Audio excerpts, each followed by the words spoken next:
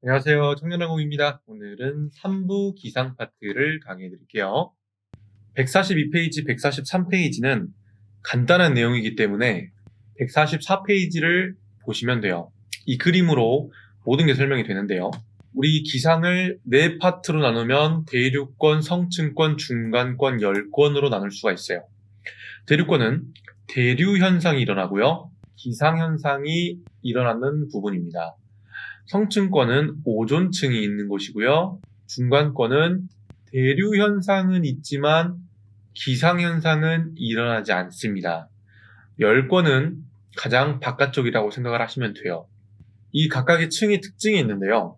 우리가 이 특징을 이해를 하시려면 우리가 열을 어떻게 느끼게 되는지를 아시면 돼요. 태양이 비치는 열을 직접적으로 인간이 느끼는 게 아니라 우리 지구가 열을 흡수를 했다가 방출을 해요. 이때 이 방출되는 열을 인간이 느끼는 겁니다. 이거를 복사열이라고 하는데요. 대륙권에 있는 이 복사열의 영향이 많이 미칩니다. 그래서 고도가 올라가면 올라갈수록 온도가 떨어져요. 이 복사열이 그만큼 안 닿으니까. 그래서 차가운 공기는 내려가고 따뜻한 공기는 올라가면서 서로 섞입니다. 그거를 대류현상이라고 하는데요. 그래서 대륙권은 대류현상이 일어나고 이 대류현상이 일어나면서 공기층이 대륙권에 많이 있기 때문에 기상현상이 일어나요. 비가 온다든지 안개가 낀다든지. 성층권은 복사열의 에너지가 많이 닿지는 않습니다만 오존층이 있어서 오존층은 자외선을 흡수하는 능력이 있어요. 자외선은 열을 갖고 있죠. 그래서 고도가 올라가면 올라갈수록 온도가 올라갑니다. 그래서 서로 공기가 섞이지 않기 때문에 안정적인 층이에요. 반대로 고도가 올라가지만 온도가 올라가는 층이 있어요. 이 층을 우리는 역전층이라고 부릅니다. 그래서 역전층이 있는 층을 성층권, 열권이 있어요. 아시겠죠? 그 다음에 성층권을 넘어서 중간권은 오존층의 영향력을 벗어났기 때문에 고도가 올라가면 올라갈수록 추워집니다. 그래서 차가운 공기가 내려가고 따뜻한 공기가 올라가다 보니까 섞이면서 대류현상은 일어나지만 공기가 희박해요. 그래서 기상현상이 일어나지 않습니다. 열권은 태양 에너지를 진짜 본격적으로 받는 공간이기 때문에 고도가 올라가면 올라갈수록 온도가 올라가요. 아시겠죠? 이 그림으로 이해를 하시면은 앞의 내용들 다 이해하실 수 있습니다. 여기 부분은 대기 구성 물질만 보시면 돼요. 99%가 질소와 산소로 이루어져 있고 산소가 21, 질소가 78이라는 거. 국제 표준 대기는 이거를 좀 중점적으로 기억을 해주시고요. 다른 부분은 한 번씩 쭉 보시면 돼요. 여기는 시험 문제에 그대로 나왔었는데요. 해면상 표준기압으로 오른 것은 했을 때 이거가 짝지어져서 나오는 경우가 있었습니다. 이대로 외워주시면 돼요. 대기의 열 전달인데요. 열은 원래 복사, 전도, 대류라는 힘에 의해서 이동이 됩니다. 복사라는 것은 전자파를 총칭해서 복사라고 해요. 아까 복사열 제가 설명드렸죠? 그게 복사입니다. 전도는 이동을 하는 거예요. 고온부에서 저온부로. 즉 이렇게 두 가지 물질이 있을 때 이렇게 바로 전달이 되는 것을 전도라고 합니다. 열전도는 온도 차이가 있을 때만 일어나고요. 대류현상은 일부분이 가열 또는 냉각으로 인해서 분자 운동이 발생했을 때 밀도 차이가 생기게 되는데 밀도가 작은 부분은 상승하고 밀도가 큰 부분은 하강을 해요. 그래서 밀도 차이로 인해서 생기는 것을 대류라고 하는데요. 실제로 우리가 식혜 같은 것만 봐도 밥알이 아래 깔리고 그 위에 물이 있지 않습니까? 그 이유는 무게 때문인 것도 있지만 이 무게라는 것은 밀도와 관련이 있어요. 그래서 밥알들은 밀도가 크기 때문에 아래로 가라앉고요. 물들은 바발들에 비해서 비교적 밀도가 가볍기 때문에 위로 뜨는 겁니다. 이거를 대류라고 해요. 기온 파트는 한 번씩 쭉 보시면 되고요. 기온의 일변화에서 여러분들이 기억을 하실 거는 일사량 변화에서 여기 부분. 최고 기온은 오후 1시에서 3시, 최저 기온은 일출 직전이에요. 왜 그러냐면 지구는 열을 방출한다고 했죠?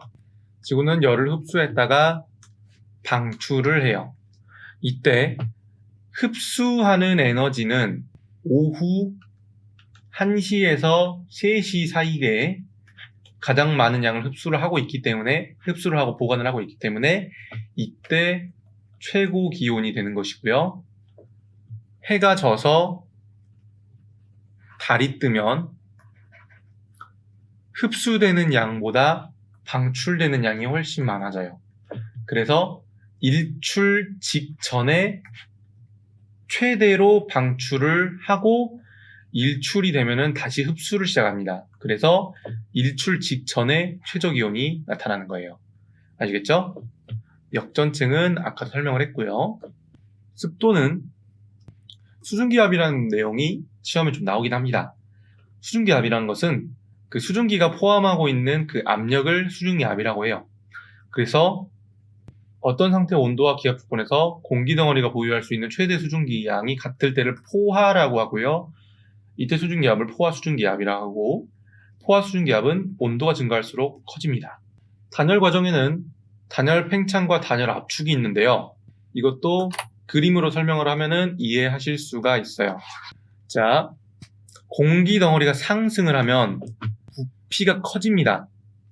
그래서 기압이 떨어져요. 부피가 커진다는 것은 누르는 힘이 약해졌다는 것이니까 그래서 이거를 단열 팽창이라고 하고요.